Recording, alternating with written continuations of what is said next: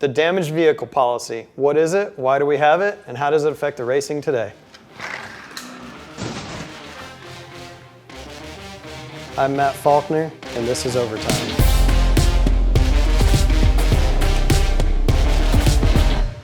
The damaged vehicle policy, or Mighty DVP as we like to call it, is a policy implemented by NASCAR to keep damaged or slow cars off the track.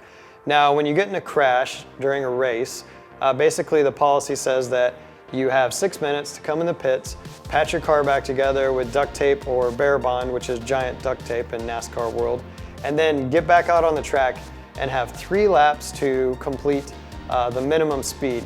Now, the minimum speed is the slowest speed you're allowed to race and still be allowed to race.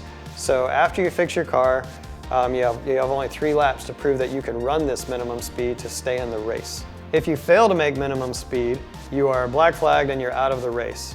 However, if you do make minimum speed on those 3 laps, but your car is still more damaged than you'd care to race, you can then go back to the garage and spend as much time there as you want fixing your car and then get back into the race. But you have to make minimum speed within 3 laps, within your 6 minutes of fixing the car to keep racing.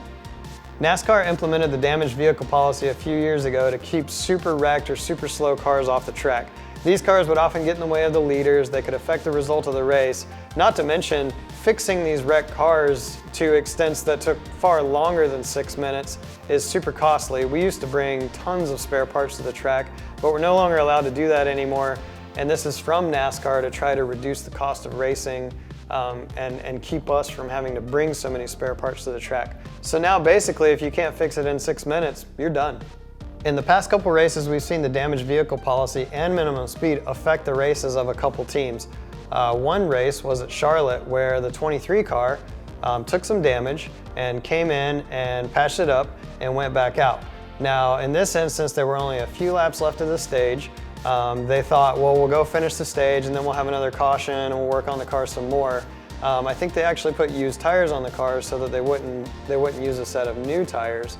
So 23 car goes out near the end of the stage, completes some laps going below minimum speed, and because they didn't make minimum speed in those 3 laps before that stage break, they were actually black flagged.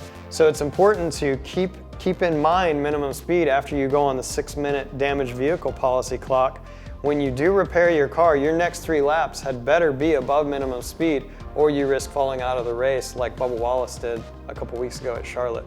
Also, this week at Gateway, we saw a case where the watermelon car took on some damage. He came in, patched some things up, went back out, and while he was attempting to make minimum speed, there was another car who was a little bit mad at him, trying to keep him from making minimum speed and running slow in front of him. So you may have heard during the telecast one of the announcers say, "Oh my gosh, I think the 11 car is going to keep Ross from making minimum speed." It didn't end up working out for us as we were the ones blocking him, but it was another example, a very recent example, where minimum speed was in the news during the race and something that could have affected Ross Chastain's ability to keep going had he been maybe slowed down further and not made minimum speed. So that's why NASCAR has implemented the damaged vehicle policy. It improves safety, it makes the quality of racing better, and it reduces the amount of spare parts that we as teams have to take to the track to fix extensive repairs on our cars.